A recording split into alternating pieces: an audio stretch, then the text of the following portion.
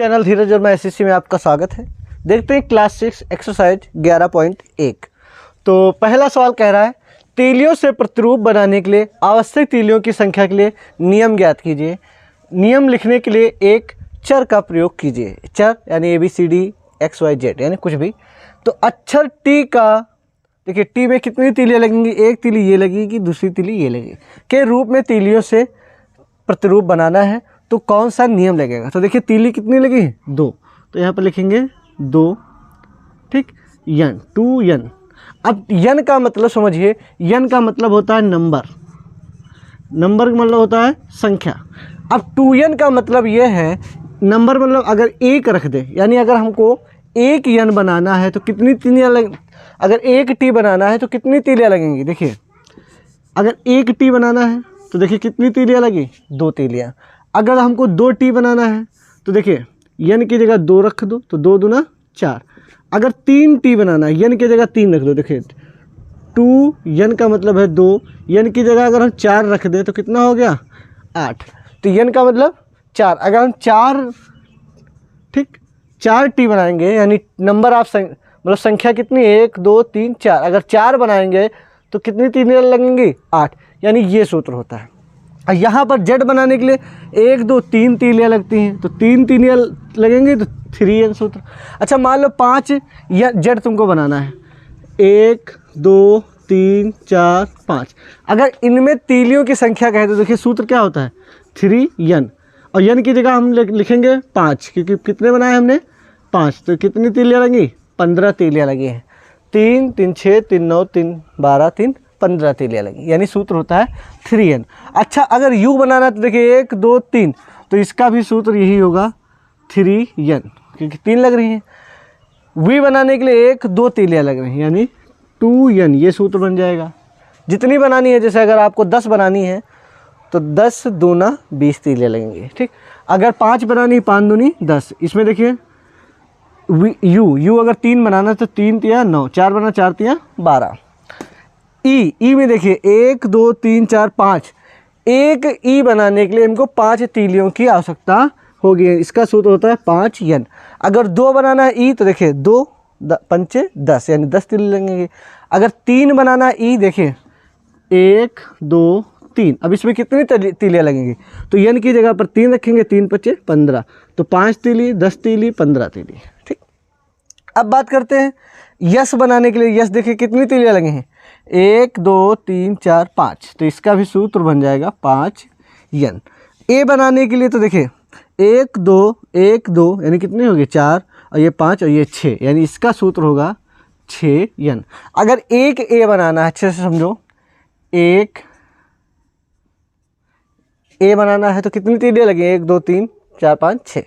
फिर अगर एक ए बनाना है, ठीक, तो कितनी तीलियाँ लग गई, 6 6 12, यानी 1 2 n है तो 2 n की जगह 2 रखेंगे, 2 छाक 12। अगर 3 बना तो n की जगह 3 रखेंगे, 3 छाक 18। यानी अगर एक ए और बना दें तो इसमें कितनी तीलियाँ लगी हैं, 3 6 6 12 6 18। इस प्रकार से ये क्या हो जाता है, इसका सूत्र हो जाता है। इसका मतलब अब देखिए सूत्र का आप यूज देखिए, अच्छा समझिए। कोई भी अक्षर ले ले, मान लो ई है, इसको अगर 3 बनाना है, 3 ई बनाना है, 1 2 3, तो ई के लिए सूत्र क्या है, 5n, यानी 5n। तो n की जगह हमने क्या बताया, 1 2 3 बनाना है, तो देखिए 15 तीलियाँ लगेंगी। कितनी तीलियाँ लगेंगी, 15। अब ये रख कर तो बनाएंगे नहीं। अब इस सूत्र का असली यूज समझिए। जैसे आपसे कोई कह दे कि आपको बनाना है, मान लो u बनाना है, 6u बनाना है, तो अब आप यहीं पर मतलब बनाना है आपको प्रोजेक्ट में, तो इस हिसाब से आपको 6n। अब देखिए 6 बनाना है, क्या u बनाना है, कितने 6, ठीक। ये 6 बनाने हैं तो कितने लगेंगे, एक में लगते कितने हैं, u का सूत्र क्या है, 3n। तो n की जगह हम लिखेंगे 6, कितना है, यानी 18 तीलियाँ लगेंगी इसको बनाने में, ठीक। इसका यूज ये होता है। तो ये वाले हम जो हो गया हमारा, ये सब क्या हो जाएगा, आंसर हो जाएगा। अक्षर यल सी और यफ के प्रतिरूपों के लिए नियमों को पहले से जानते हैं। अब देखिए यल से समझिए, ये हमारा कौन सा हो गया अक्षर, यल। ये कौन सा है, सी, देखिए सी, ये है हमारा सी, समझ गए, बिल्कुल ई जैसा है। कितनी तीलियाँ लगी, 2। यफ के लिए देखिए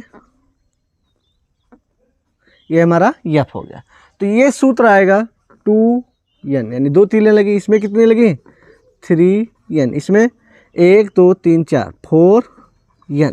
ठीक, नियमों को पहले से जानते हैं। ऊपर प्रश्न नंबर 1 में दिए गए कुछ अक्षरों के वही नियम प्राप्त होता है जो यल द्वारा प्राप्त हुआ था। तो यल द्वारा प्राप्त क्या हुआ था 2n। ये अक्षर कौन कौन से हैं, ऐसा क्यों होता है? अब देखिए यल में कितने अक्षर लगे हैं 2। अच्छा, अब अगर हम बात करें सी हो गया, अब A B C D E, D में कितने अक्षर लगेंगे देखिए अच्छे से समझना, 1 2 3 और ये 4, यही सूत्र लगेगा। ई में अगर बात करें तो ई में लगेंगे 5। ठीक, 5n। तो इसमें कौन सा अक्षर 1 2 3 4 5। ठीक, ए में लगेंगे 6, देखिए अच्छे से समझना, ए में देखिए 1 2 3 4 5 6, ए हो गया ए। बी में कितने लगेंगे 1, देखिए बी में अच्छे से समझना, 1 2 3 4 5 6 7, कितने लगे 7 लगे, यानी 7n। देखिए 1 2 3 4 5 6 7। ठीक, सी में कितने लगेंगे, सी में 3, डी में 4, डी में 4, ई में 5 लगेंगे, यफ में 4, जी इसी प्रकार से सभी अक्षर लिख सकते हैं। तो कह रहा है ये अक्षर कौन कौन से हैं, तो 2 से बनने वाले कौन कौन से अक्षर हैं। तो देखिए एच में ज़्यादा लगेंगे जी, एच आई, जे में भी ज़्यादा लगेंगे, 1 2 3 लगेंगे, 1 2 3, कम से कम 3 तीलियाँ लगेगी, लेकिन 3 तीलियों से बन जाएगा हमारा यू बन जाएगा। ठीक, तो इसी प्रकार से हम बना लेंगे, पूरा प्रैक्टिकली कर लेंगे किस में कितनी तीलियाँ लगेंगी। कह रहा किसी परेड में कैडेट मार्च कर रहे हैं। ठीक, एक पंक्ति में 5 कैडेट हैं, देखिए अच्छे से सुनना, कोई पंक्ति है 1 2 3 4 और ये 5 कैडेट मार्च कर रहे हैं एक पंक्ति में। कह रहा है किसी परेड में कैडेट मार्च कर रहे हैं, एक पंक्ति में 5 कैडेट हैं। इस पंक्ति में कितने कैडेट हैं 5 कैडेट हैं। यदि पंक्तियों की संख्या ज्ञात हो, अब यहाँ पर तो हमको ज्ञात नहीं कितनी दिया है, 1 या 2 या 3 या 4 या 5, तो कैडेटों की संख्या प्राप्त करने के लिए क्या नियम है? पंक्तियों की संख्या के लिए n का प्रयोग कीजिए। तो कैडेटों की संख्या प्राप्त करने के लिए क्या नियम है, तो अच्छे से समझना, कैडेटों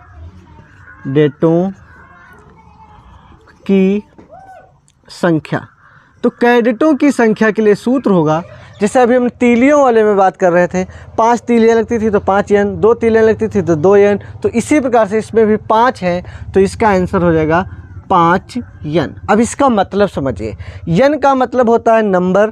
तो अब यहाँ पर जितनी पंक्तियाँ होंगी हमको कैडेटों की संख्या पता चल जाएगी। तो देखिए अगर हमारी मान लेते हैं जैसे n संख्या है, कैडेटों की संख्या अगर निकालना है तो लिखेंगे पंक्तियों की संख्या, पंक्तियों की संख्या। तो पंक्तियों की संख्या है हमारी यहाँ पर n।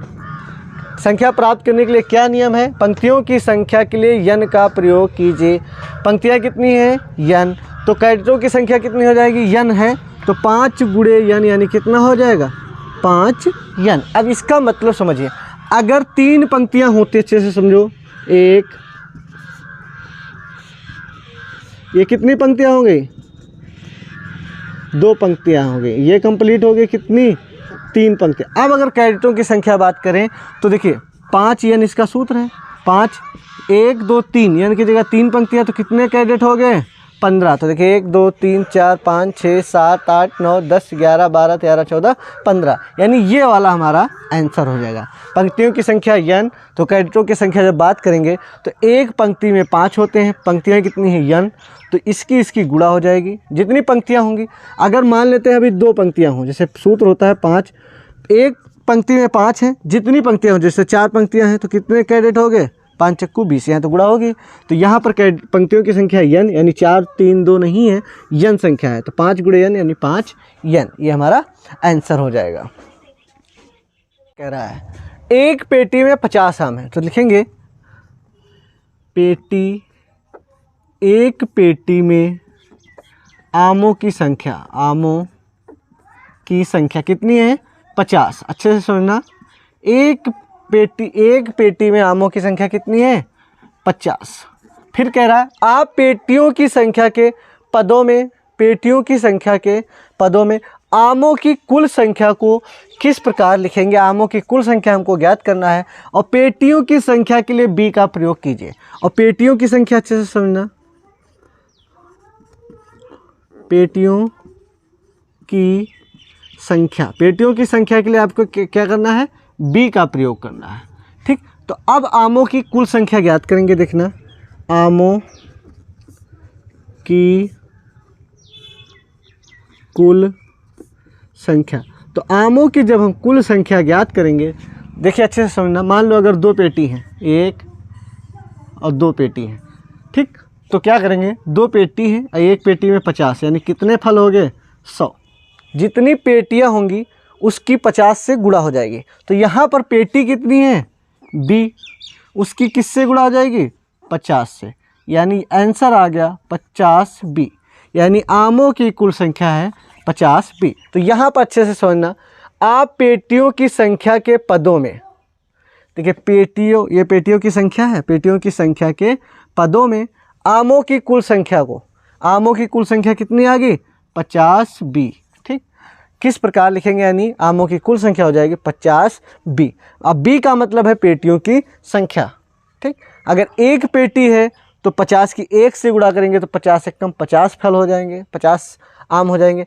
अगर 2 पेटी है तो B की जगह जब 2 रखेंगे तो 2 और 50 की गुणा करेंगे 100 हो जाएगा। अगर 3 पेटियां हैं तो B की जगह 3 रखेंगे, 3 और 50 की गुणा होगी तो कितना हो जाएगा 150 हो जाएगा। ये हमारा आंसर हो जाएगा। कह रहा शिक्षक प्रत्येक विद्यार्थी को 5 पेंसिल देता है, तो लिखेंगे प्रत्येक विद्यार्थी को मिली पेंसिल, को मिली पेंसिल, कितनी पेंसिल मिलता है प्रत्येक विद्यार्थी को, प्रत्येक विद्यार्थी को 5 पेंसिल मिलती है। विद्यार्थियों की संख्या ज्ञात होने पर, अभी तो हमको विद्यार्थियों की संख्या ज्ञात नहीं है, तो एक विद्यार्थी को 5 पेंसिलें मिलती हैं। क्या आप कुल वांछित पेंसिलों की संख्या बता सकते हैं? अगर आपको विद्यार्थियों की संख्या पता चल जाए, जैसे एक विद्यार्थी को मिलती है 5, अगर आपको कुल विद्यार्थी पता चल जाए तो क्या आप बता सकते कितनी पेंसिलें लगेंगी? क्यों नहीं, एक पेंसिल को 5, अगर 2 विद्यार्थी हैं तो 5 दूनी 10, 3 विद्यार्थी हैं तो 5 तियां 15, यानी गुणा होने हैं। और यहाँ पर विद्यार्थियों की संख्या के लिए यस का प्रयोग कीजिए, विद्यार्थियों की संख्या, तो विद्यार्थियों की संख्या जो है वो है हमारी यस। ठीक, यस है, अच्छे से समझना। तो कह रहा है क्या आप मतलब कुल वांछित पेंसिलों की संख्या बता सकते हैं? तो हम कहेंगे कुल पेंसिल, कुल पेंसिल, तो जितने विद्यार्थी होंगे, ठीक, कुल विद्यार्थी कितने हैं यस, और प्रत्येक विद्यार्थी को कितनी कितनी पेंसिल दी जा रही 5 5, तो कितना हो गया 5S। ठीक, 5S, ये हमारा आंसर, यानी आपको गुणा ही करना है। अगर मान लो 10 विद्यार्थी हैं और प्रत्येक विद्यार्थी को कितनी पेंसिल दी जा रही 5, तो इसकी गुणा तो होगी, तो यानी कितनी पेंसिलें कुल होंगी 50। तो उसी प्रकार से यहाँ पर जितनी यहाँ पर विद्यार्थी कुल कितने हैं S, और कितनी प्रत्येक विद्यार्थी को दिया रहे 5, तो इसकी गुणा होने पर आ गया 5S, आंसर हो गया 5S। एक चिड़िया 1 मिनट में 1 किलोमीटर उड़ती है। क्या आप चिड़िया द्वारा तय की गई दूरी को मिनटों में उसके उड़ने के समय के पदों में व्यक्त कर सकते हैं?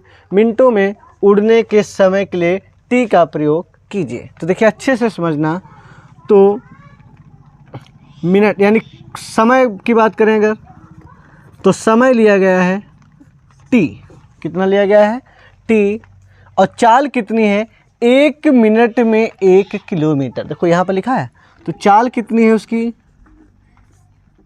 1 मिनट, ठीक, प्रति किलोमीटर, या 1 किलोमीटर प्रति मिनट, 1 किलोमीटर प्रति मिनट, ठीक। यानी इस स्पीड में उड़ रहा है, 1 मिनट में 1 किलोमीटर, यानी चाल क्या है 1 किलोमीटर प्रति मिनट। प्रति मिनट का मतलब होता है प्रत्येक 1 मिनट में 1 किलोमीटर। तो दूरी की जब हम बात करेंगे तो दूरी का सूत्र होता है चाल गुणे समय, चाल गुणे समय। तो चाल कितनी है 1 किलोमीटर प्रति मिनट यानी 1, और समय कितना है t मिनट, ठीक। चाल कितनी 1 किलोमीटर प्रति मिनट, अच्छे से समझना, गुणे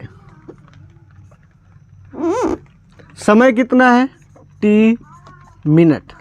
तो ये मिनट से मिनट गया कट, तो ये आ गया t से गुणा करने पर आ गया यानी t किलोमीटर। कितना आ गया t किलोमीटर, यानी उसके घर से जो एक चिड़िया जो उड़ता है वो कुल दूरी कितनी प्राप्त करती है t किलोमीटर। अगर 1 ही मिनट चले और t समय लेता है 1 मिनट में तो कुल दूरी t किलोमीटर ही चलेगा। नंबर 7 कह रहा है राधा बिंदुओं से एक रंगोली बना रही है, बिंदुओं से। खड़िया के पाउडर की सहायता से बिंदुओं को जोड़कर रेखाओं का एक सुंदर प्रतिरूप बनाना है, जैसा आकृति 11.5 में दिया गया है। तो यहाँ पर आकृति 11.5, ठीक, 11.5 ये वाला दिया है, यहाँ पर दिया हुआ है 11.5। इस प्रकार से देखिए अच्छे से 11.5 ये वाला आकृति है। फिर बात करते हैं हम जोड़कर रेखाओं का सुंदर प्रतिरूप बनाना है, जैसा आकृति 11.5 में है। उसके पास एक पंक्ति में 8 बिंदु हैं, अच्छे से समझना। एक पंक्ति में कितने बिंदु 8, 1 2 3 4 5 6 7 8, एक पंक्ति में 8 बिंदु हैं। आर पंक्तियों की रंगोली में कितने बिंदु होंगे, ठीक। तो एक पंक्ति की अगर हम बात करें, एक पंक्ति में, तो एक पंक्ति में बिंदु कितने हैं, एक पंक्ति में बिंदु कितने हैं 8 बिंदु हैं। कितने बिंदु हैं 8 बिंदु। तो कह रहा आर पंक्तियों की रंगोली में कितने बिंदु होंगे, आर पंक्तियों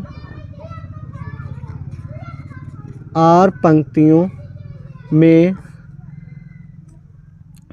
बिंदु, आर पंक्तियों में बिंदु कितने हो जाएंगे, एक पंक्ति में है 8 तो आर में यानी 8 से आर से गुणा हो जाएगी यानी 8 आर, ठीक। फिर कह रहा है यदि 8 पंक्तियां हों, यहाँ आर पंक्तियां थी, अगर 8 पंक्तियां, ठीक, तो एक पंक्ति में कितने हैं 8, अगर 8 पंक्तियां हों, ये कितनी पंक्ति होंगी 2, इसी प्रकार से कितनी 8 हों, तो एक पंक्ति में है 8 और पंक्तियां हैं 8 तो कितने बिंदु हो जाएंगे 64 बिंदु, ठीक। फिर कह रहा है यदि 10 पंक्तियां हों, अगर 10 पंक्तियां हैं तब कितने हो जाएंगे, एक पंक्ति में कितने हैं 8, इसी प्रकार से कितनी हैं पंक्तियां 10 पंक्तियां हैं तो कितने बिंदु हो जाएंगे 10 से गुणा करेंगे तो हो जाएगा 80, कितने 80 हो जाएगा आंसर, यानी ये हमारा हो जाएगा। अगर 8 पंक्तियां हैं तो 64 बिंदु लगेंगे, 10 पंक्तियां हैं तो 80, अगर आर पंक्तियां हैं तो 8 × आर यानी 8 आर बिंदु लगेंगे। लीला राधा की छोटी बहन है। अब देखिए ये राधा क्या है बड़ी है, लीला क्या है छोटी है। हमने ऊपर नीचे इसलिए लिखा, देखिए राधा बड़ी है लीला छोटी है। अब देखिए कह रहा है लीला जो है राधा की छोटी बहन है, ये जो लीला है राधा की छोटी बहन है। लीला राधा से 4 वर्ष छोटी है। ये कितने वर्ष छोटी है 4 वर्ष छोटी, 4 वर्ष की है नहीं, समझो 4 वर्ष कम है इसके, ठीक। ये राधा की उम्र है और ये लीला की उम्र है और ये 4 वर्ष क्या है इससे कम है। अब कुछ भी हो जाए राधा की उम्र या लीला की, अगर मान लो राधा की उम्र 20 साल तो इसमें से 4 घटा दो, कितना आ गया 16, यानी लीला जो है राधा से 4 वर्ष छोटी। अब यहाँ पर ये तो कहा नहीं कि 20 साल की कितनी, अच्छे से समझो, केवल ये क्वेश्चन कहा है लीला जो है राधा से छोटी, लीला जो है राधा की छोटी बहन है और लीला जो है राधा से 4 साल छोटी। अब आंसर कुछ भी हो सकता है, ठीक, इसमें से इसको घटा देंगे ये हमारा आंसर आ जाएगा। अगर मान लो अगर राधा अगर 28 साल की है तो उसमें से 4 घटा देंगे तो कितना आ गया, ये 24 साल का। इस मैटर से हम लिखेंगे, यानी राधा की उम्र में इससे 4 साल अगर घटा दें तो हमारी लीला की उम्र आ जाएगी। क्या आप लीला की आयु राधा की आयु के पदों में लिख सकते हैं? अब देखिए अच्छे से समझो, अगर राधा की आयु मान लेते हैं 28 है तो लीला की आयु 24 नहीं लिखेंगे, क्योंकि यहाँ पर जो कह रहा है राधा की आयु के पदों में लिखें, तो लिखेंगे 28 - 4। ठीक, ये लीला राधा की आयु है और उसमें से 4 घटा देंगे तो 24 ना लिखकर हम लिख सकते हैं 28 - 4। बताइए ये किसकी उम्र है? ये लीला की। अगर 28 में से 4 घटा दें तो लीला की होगी। तो सेम टू सेम इसी प्रकार से यहाँ पर हम लिखेंगे राधा की आयु x वर्ष है, तो लिखेंगे सबसे पहले राधा की आयु, तो राधा की आयु है x वर्ष। ठीक, तो लीला की जब हम बात करेंगे, लीला की आयु, लीला की आयु, तो लीला की जब हम आयु निकालेंगे तो किस में से घटाएंगे? ठीक, मान लो अगर ये 28 साल की है तो लीला की अगर निकालना है तो इसमें से 4 घटाएंगे, यानी 28 - 4। तो राधा की आयु कितनी है? x। इसमें से अगर हम 4 घटा दें, ठीक, तो अब यहाँ पर अगर अंक होता तो 28 में से 4 गया 24, 20 में 4 गया 16। अब x में से तो घटा के लिख नहीं पाएंगे, यानी यही हमारा आंसर हो जाएगा। ठीक, अगर कोई अंक होता तब तो हम घटा के लिख देते हैं, 28 में से 4 गया 24, 20 में से 4 गया 16। अब x में से 4 गया तो घटा तो नहीं पाएंगे, लेकिन हमारा आंसर ये हो जाएगा। लीला की आयु जो होगी, ये राधा की उम्र है, राधा की उम्र में से 4 साल घटा देंगे। इसका निष्कर्ष निकला राधा की उम्र में से 4 साल घटा दें। इसीलिए कहा था कि राधा की आयु के पदों में लिखें। लीला, क्या आप लीला की आयु राधा की आयु के पदों में लिख सकते हैं? तो यह है लीला की आयु राधा के पदों में, डायरेक्ट उम्र ना लिख के ये राधा की उम्र में से 4 साल घटा दें, यही हमारा संबंध है और यही हमारा आंसर हो जाएगा। 9, माँ ने लड्डू बनाए हैं। कितने बनाए पता नहीं। उन्होंने कुछ लड्डू मेहमानों और परिवार के सदस्यों को दिया। जैसे मान लेते हैं इतने लड्डू उसने मेहमान प्लस सदस्यों को दे दिया।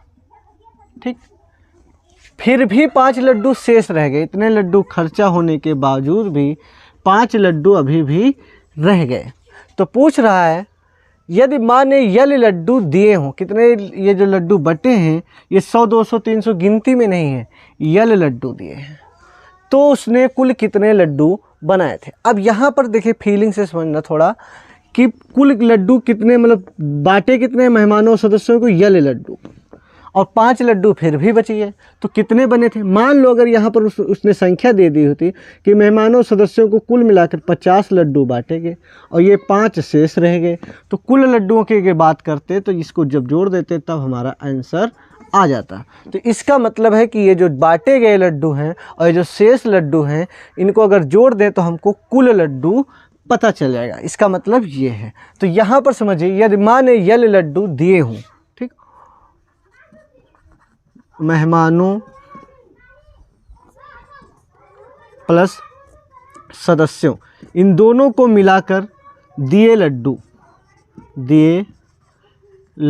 कितने लड्डू दिए हैं? इन दोनों को मिलाकर मेहमानों सदस्यों को यल लड्डू दिया है। देखिए यदि माँ ने यल लड्डू दिए हों, ठीक, और शेष लड्डू कितने रह गए? शेष लड्डू रह गए हैं 5। तो अब बात करते हैं कुल लड्डुओं की। ठीक, कुल लड्डू की अगर बात करें तो बाटे कितने? यल, बच कितने गए? 5। इन दोनों को अगर जोड़ दें तो वही हमारे कुल लड्डू हो जाएंगे। अब कोई संख्या तो है नहीं जो 50 और 5 55 जुड़ गया था, लेकिन यहाँ पर यल और 5 को जोड़ेंगे तो जुड़ तो पाएगा नहीं, यानी इसी रूप में हम लिख देंगे। यानी कुल लड्डू कितने हो गए? जितने मेहमानों और सदस्यों को दिए गए और ये जो 5 बच गए, अगर इनको जोड़ दिया जाए तो हमको कुल लड्डू पता चल जाएगा। नंबर 10 क्या कह रहा है? संतरों को बड़ी पेटियों में से छोटी पेटियों में रखा जाना। अच्छे से सुनना। जैसे ये मान लेते हैं बड़ी पेटी है, अब हमको छोटी पेटियों में रखना है इनको। ठीक, छोटी पेटियों में रखना है। जब एक बड़ी पेटी खाली किया था तो उसके संतरों में से 2 छोटी पेटियां भर जाती हैं, यानी 2 छोटी पेटियां ये क्या होगी? एकदम भर गई। ठीक, इसको जब खाली किया गया और फिर भी 10 संतरे शेष रह जाते हैं। 2 पेटी भर गई, फिर भी 10 संतरे शेष रह गए। ठीक, तो यदि एक छोटी पेटी में संतरों को यक्स लिया जाए, एक छोटी पेटी में यक्स तो दूसरी छोटी पेटी में भी यक्स, और रह कितने गए 10 संतरे फिर भी बाहर रह गए। तो बड़ी पेटी में संतरों की संख्या क्या है? तो अच्छे से समझना, एक छोटी पेटी में संतरों की संख्या है यक्स। एक छोटी पेटी में संतरों की संख्या यक्स है। शेष संतरे कितने हैं? शेष संतरे, ठीक, शेष संतरे हैं 10। तो कह रहा है तो बड़ी पेटी में संतरों की संख्या ज्ञात कीजिए। बड़ी पेटी में संतरों की संख्या, तो बड़ी पेटी में जब हम संतरों की संख्या ज्ञात करेंगे तो देखिए दो छोटी पेटियां बनी, एक ये और एक ये, यानी यक्स प्लस यक्स, और सिर्फ दो पेटियों में नहीं आया, फिर भी 10 संतरे रह गए, यानी आंसर आ गया यक्स यक्स 2x प्लस 10, यानी बड़ी पेटी में संतरों की जो संख्या है वो हो जाएगी 2x प्लस 10। अच्छे से सुनना, तीलियों से बने हुए वर्गों के नीचे दिए गए प्रतिरूपों को देखिए। ये जो चित्र बने हैं आकृति 11.6 है, ये वर्ग अलग अलग नहीं है, ये वर्ग अलग अलग नहीं। ऐसे एक वर्ग है, इसमें कितने वर्ग हैं? 2 3 वर्ग बिल्कुल सटे सटे बनाए गए हैं तीलियों की मदद से। ऐसा नहीं कि एक वर्ग यहाँ पर एक वर्ग यहाँ पर, ठीक। 2 संलग्न वर्गों में एक तीली उभयनिष्ठ है। जब 2 वर्ग बनते हैं, जैसे ये 2 वर्ग बने हैं, देखिए एक वर्ग है और इसमें कितने वर्ग बने? 2। तो इसमें जो ये तीली है, ये दोनों वर्गों में जब ये वर्ग बनाएंगे, ठीक, उभयनिष्ठ का मतलब समझ लीजिए, जब ये वर्ग बनाएंगे तब ये तीली आएगी, और जब ये वर्ग बना तब भी ये तीली आई है। जब 2 वर्ग ज्वाइंट होते हैं तो उसमें एक तीली उभयनिष्ठ होती है। जैसे देखिए ये तीली क्या है, इसमें इन 2 वर्गों में उभयनिष्ठ है, इसमें भी है और इसमें भी है, और इसी प्रकार से ये भी तीली हमारी क्या है? उभयनिष्ठ है, ठीक। इस प्रतिरूप को देखिए और वह नियम ज्ञात कीजिए जो वर्गों की संख्या के पदों में आवश्यक तीलियों की संख्या को देता है। आवश्यक तीलियों की संख्या को देता है, यानी वो हमको सूत्र प्राप्त करना है, आवश्यक तीलियों की संख्या, वह नियम ज्ञात करना है। ऐसा कौन सा नियम लिख दें जिससे हमें तीलियों की संख्या डायरेक्ट पर निकालना पता चल जाए। जैसे अगर आपसे पूछ ले कि अगर 10 वर्ग एक ही जॉइंट से बने हैं तो कितने तीलियों की आवश्यकता होगी, वही हमको सूत्र बताना है। यदि आप अंतिम ऊर्ध्वाधर तीली को हटा दें तो आपको सी प्रतिरूप प्राप्त हो जाता है। जैसे अगर ये तीली हटा दें तो देखिए 3 तीलियों से क्या बनता है? 3 तीलियों से क्या बनता है? एक प्रकार से सी बनता है, ठीक। तो अगर ये तीली हटा दें तो हमारा सी प्राप्त हो जाता है। अब यहाँ पर देखिए सी प्राप्त करने के लिए कितनी तीलियाँ लगती हैं? 3, समझ लेना अच्छे से, 3 तीलियाँ लगती हैं। अगर 2 सी प्राप्त करना है, अच्छे से समझना, 1 2 3, ठीक, फिर 3 तीलियाँ लगी, ठीक। तो सी प्राप्त करने के लिए 3 तीलियाँ लगती हैं। इसका मतलब होता है 3n। अच्छे से समझना यहाँ पर क्या पॉइंट आ रहा है। अब देखिए ये सी है, और देखिए पहले सी ये हमने बनाया, फिर सी हमने ये बनाया, ठीक। तो इसमें अगर एक जोड़ दे तब हमारी पूर्ण आकृति बन जाती है। अब यहाँ पर समझिए ये सूत्र होता है, अच्छे से सुनना। वर्ग जो बनता है, अच्छे से सुनना, वर्ग में कितनी तीलियाँ होती हैं? 4। एक वर्ग बनाने में तीलियाँ लगती हैं हमारी 4, 1 2 3 लगाया, और ये चौथी जब तीली लगाएंगे, ठीक, अच्छे से सुनना, एक वर्ग बनाने में लगी 4 तीली, ठीक। अगर 2 वर्ग हमको बनाना होता, 1 2 3 4 5 6 7 तीलियाँ लगी हैं। 1 2 3 4 5 6 और ये बीच वाली लगी 7 तीलियाँ। अब इसमें जो है खासियत समझना, सूत्र क्या बना। अभी सूत्र तो हमारा नहीं समझ में आया क्या बनेगा। अब इसमें जो देखिए जब 1 और 1 2 3, ये चौथी वाली कॉमन है, 1 2 3 इसमें, अच्छा ये देखिए 1 2 3, देखिए 1 2 3 तीलियाँ ये, और 1 2 3 तीलियाँ ये। उभयनिष्ठ कौन सी है? ये वाली। तो इसका मतलब जो एक वर्ग बनता है वो 3 तीलियों से बनता है, उभयनिष्ठ तीली को छोड़कर। तो इसीलिए हमारा सूत्र जो होगा प्राप्त हो जाएगा 3n + 1। अब इसका मतलब समझिए, 3n + 1 का मतलब है अगर हमको एक वर्ग, देखिए हमारा सूत्र है 3n + 1। अगर हमको एक वर्ग बनाना है तो कितनी तीलियाँ लगेंगी? n की जगह पर 1 रखो, 1 तिया 3 और 1 कितना हो गया? 4। अगर 2 वर्ग बनाना है तो अच्छे से सुना, n की जगह हम 2 रखें, 2 तिया 6, 1 7 तीली लगी।